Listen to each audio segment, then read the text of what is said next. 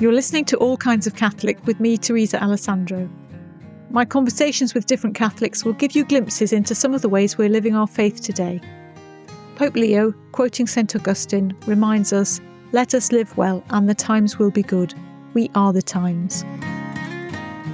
I hope you'll feel encouraged and affirmed, and sometimes challenged, as I am in these conversations.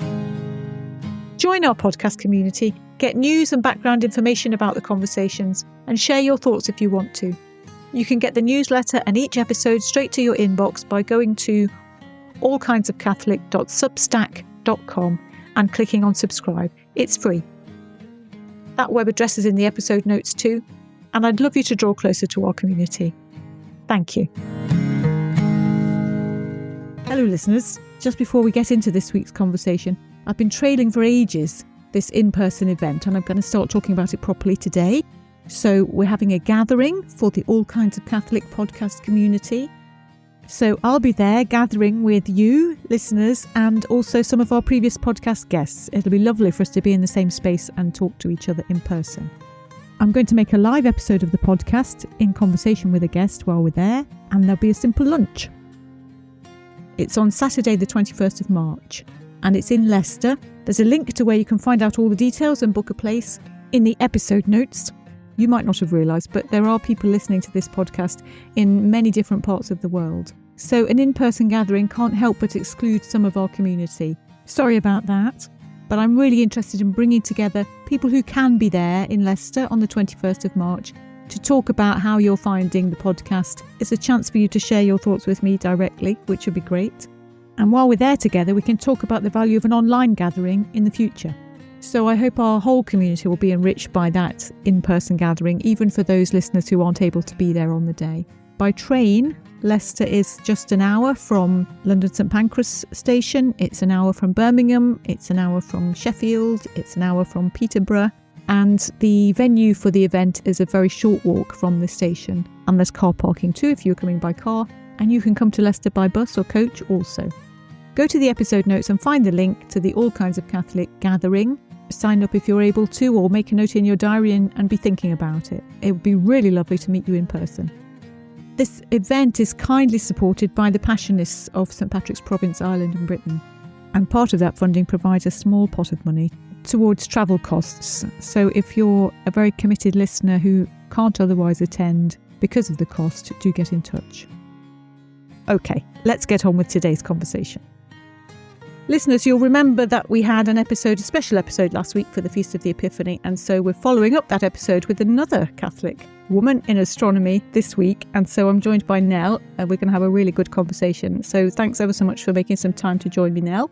Thank you, it's lovely to meet you. Where shall we start, Nell? Like many guests, I know that you were born into a Catholic family and have always been a Catholic. I don't know whether your faith has always been important to you necessarily all that time, but tell us a little bit about your faith journey then, and also your physical journey, because you're in Liverpool now, but that's not where you grew up. So I grew up in Kent.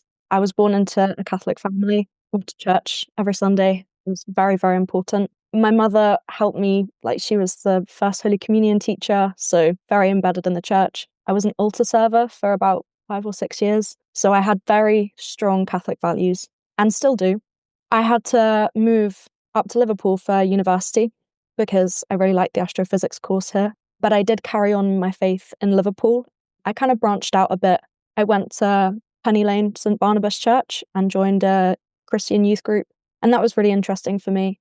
And then I travelled up to Glasgow for my master's and continued learning about my faith there. So I think I've always had a very deep-rooted sense of spirituality, and I'm happy that I've managed to take on the journey further in each place that I've travelled to. I'm hearing a kind of openness in you already, that you have your own faith, but actually you're open to other experiences. Yes, definitely. I think that being a Catholic, you're, especially growing up as a Catholic, you have this very rigid sense of worship. And when I came to Liverpool, I really wanted to experience different forms of worship. So I joined the Christian youth group and learned a lot of different ways of worship. It was a very relaxed church. I learned things that really baffled me, like people were eating in the church and people were sitting on the floor in the church. And I was like, I didn't know we were allowed to do this. it was really interesting for me to have that experience and then to also come back to Kent and be involved in Catholic worship again. And I really think it gave me a sense of security that I do like Catholic worship. I like the rigid structure. I like the Mass. But also it made me more interested to learn about different forms of worship. So when I went up to Glasgow for a master's, I made friends with some Hindu girls, and they said to me, you can't come to the Hindu temple, but you can come to the Sikh temple. And in the Sikh temple, they have a worship form called the Gurdwara. I might be pronouncing that wrong, but I think I'm almost there. And you go and you pray in the prayer room, and then you go down and you eat communally. And the Sikhs provide this for everyone. You don't have to be of a Sikh religion. You can be any religion or no religion at all. It's just meant to be a safe place for people to come and receive free food.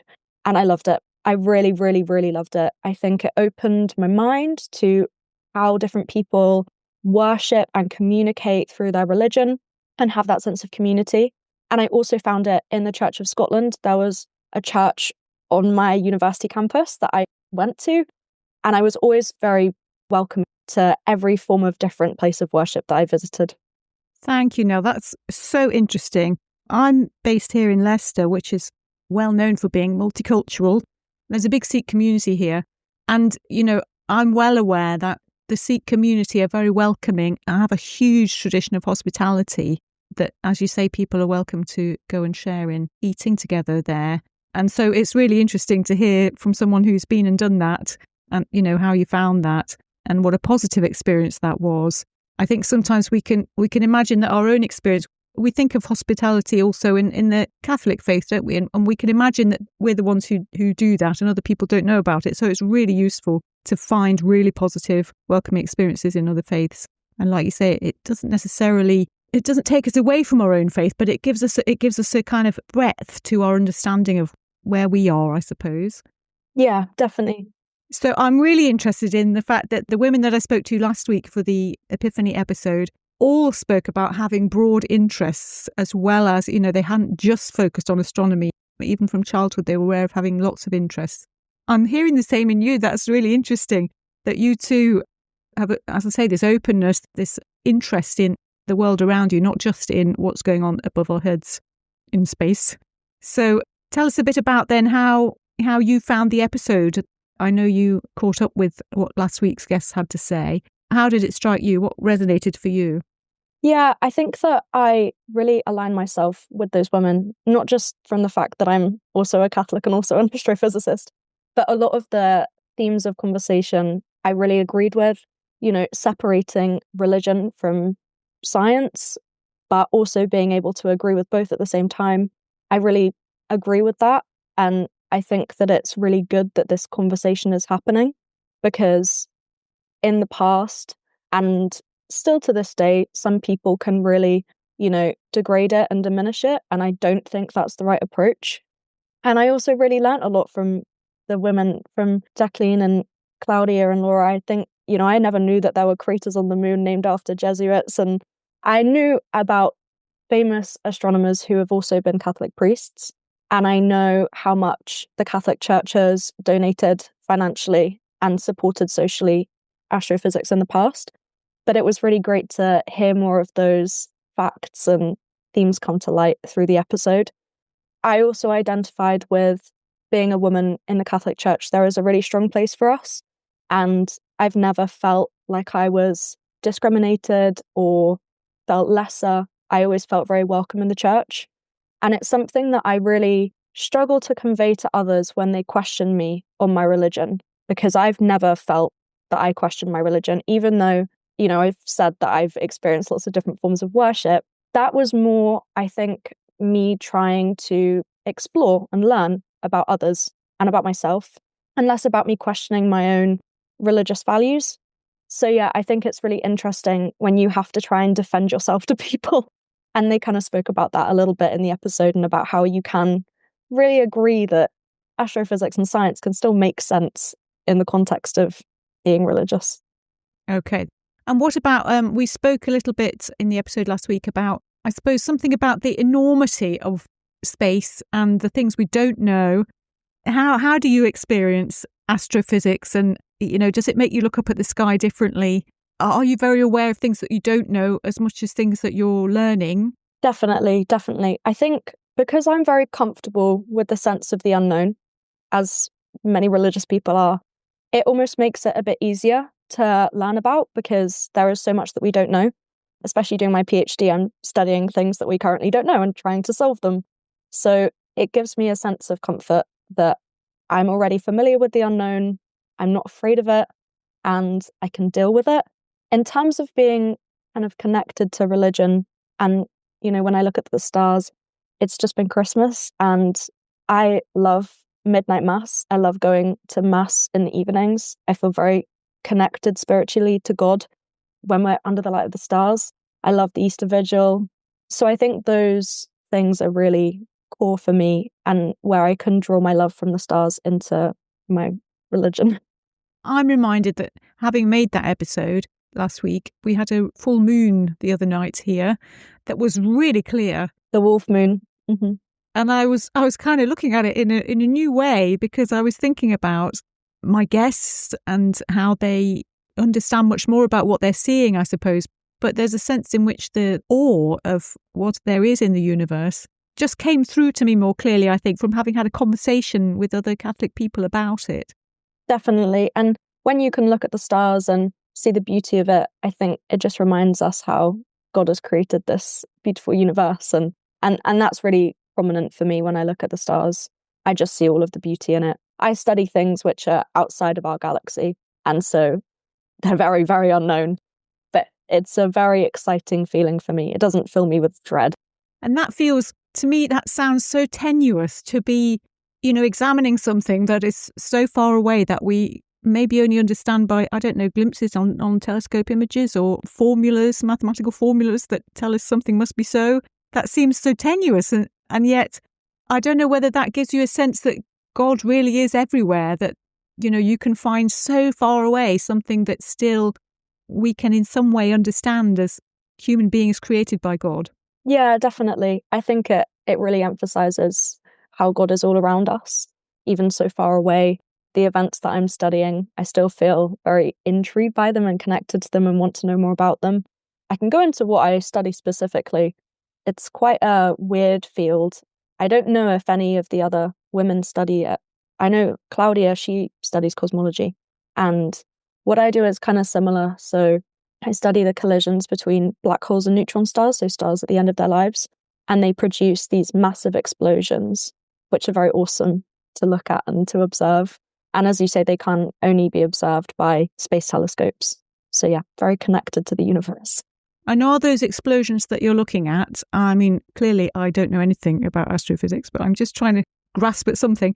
Are those explosions that you're looking at on a space telescope, are they in the past? Are you looking at something that happened a long time ago? Because there's also, Claudia spoke a little bit about timescales. There's also this sense of, an enormous time frame compared with our own lifespan, for example. Yes, exactly. So I am looking in the past, but because the explosions, they're the brightest explosions in the universe.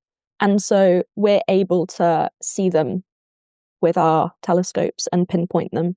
But it's the full duration. They can last from, seconds to years. So I think in that sense, timescale is really important to see how they can behave over time and increase and decrease gradually and interact with other matter in the universe. And that's what I'm studying. Okay, well, thank you. Thank you for making that make some sense for us, for those of us who don't know about these things. And I'm just thinking on a much more practical level, how do you manage your faith and the practice of your faith when you've got obviously work, study? Because I think studying at the level that you are, it can fill your head, can't it? I wonder whether it's harder to step back and find time for prayer when you have so much work to do. Yeah, I think it's really interesting because when I was preparing for this, I was thinking, what are the ties and the similarities?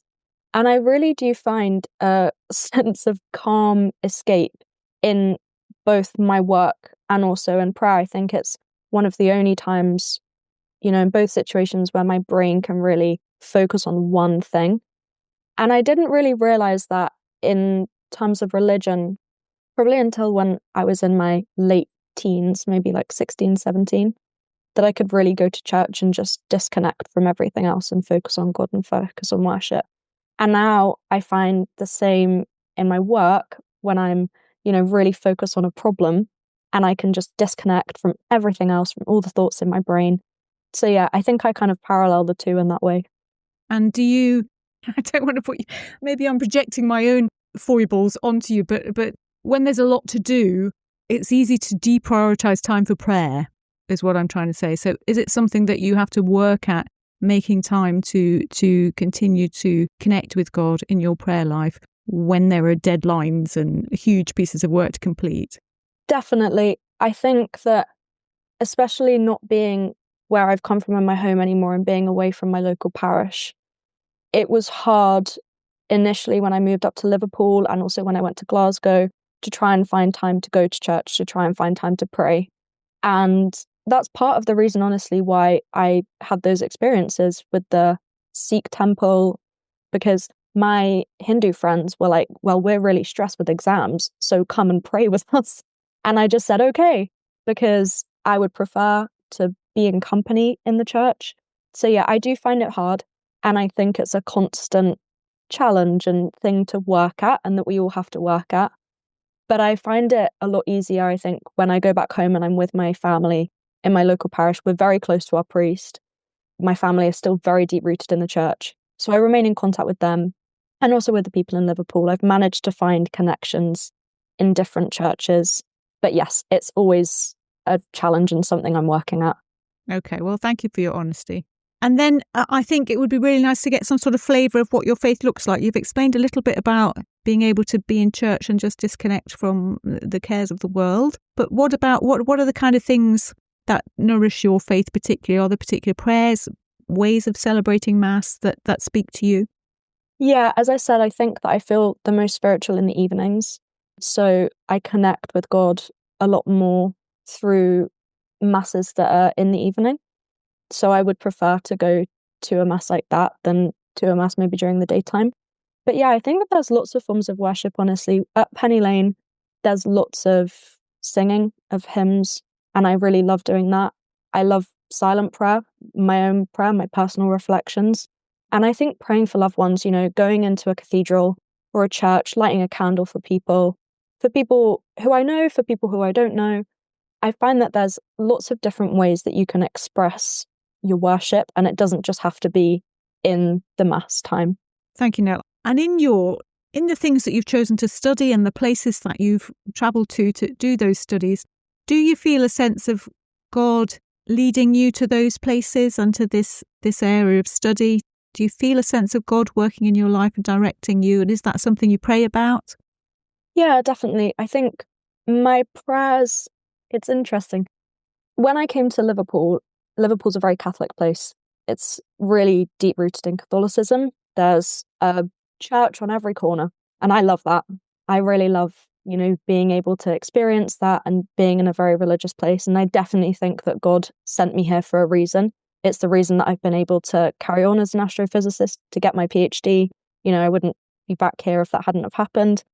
And I think that going to Glasgow was kind of the opposite, because it's not a very Catholic place. It's not very rooted in Catholicism in the same way that Liverpool is. And I think that was a really interesting experience for me, having to navigate that journey of, well, where do I fit in as a Catholic? Where do I fit in here? But yeah, I think that it's interesting to try and pinpoint how God has sent me to different places and how it influences my work. I think I pray more for others than for myself, honestly. I understand that it's important to, have God guiding me on my journey, but I feel it important to pray for the people around me, especially if there's people that are unwell. I think that that's a more important thing for me to do. Oh, you sound like a good friend to have, Nell. You're going to be praying for people when they're unwell and things. That's wonderful. So we've brought ourselves up to the present with your studying astrophysics and how you came to be there in Liverpool. And so are you able to look ahead? I think sometimes when you're doing a huge piece of work like a PhD, maybe you can't see beyond the end point of the PhD, but are you able to look ahead and have some sort of idea of how you think your life might go after that, what you'd like to do and and how your faith might fit into that? I really am content being in Liverpool. I'm here for the next 3 years. I definitely intend to still be worshipping and practicing my worship in that time. The Metropolitan Cathedral, which is in Liverpool, is the biggest Catholic cathedral, and I'll definitely be going there a lot. It's where I graduated as well, which was amazing. It was a really incredible experience to do that. And after I finish my PhD, I really would like to travel to more places and experience more of Catholicism. I've been to Spain, and I really love going to the Spanish churches and cathedrals where their whole Catholic Mass is in Latin. That is one of my favourite things ever. I've been there during Easter once, and it was just incredible. I'd recommend it to everyone. So yeah, I think a lot of travelling and exploring other forms of worship as I have currently been doing, but staying firm in my Catholic beliefs. Your openness to experiences is coming through again there. That's great.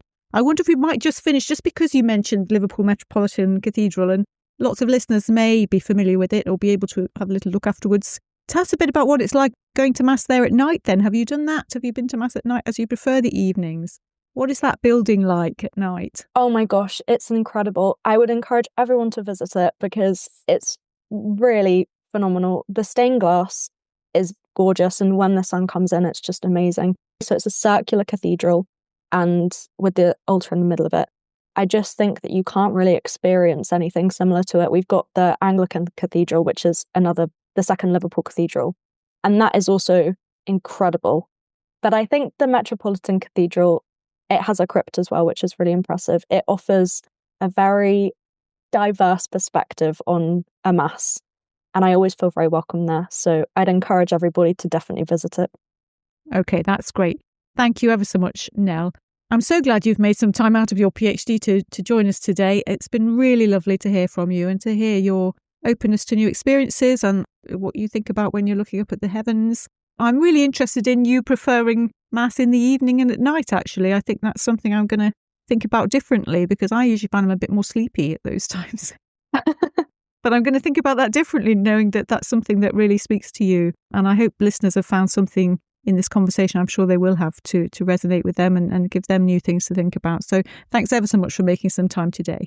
Thank you. Thank you, Teresa. Thanks so much for joining me on All Kinds of Catholic this time. I hope today's conversation has resonated with you.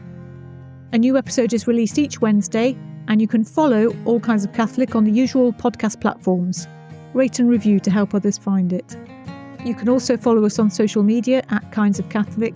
And remember, if you connect with us on Substack, you can comment on episodes and share your thoughts and be part of the dialogue there. Until the next time.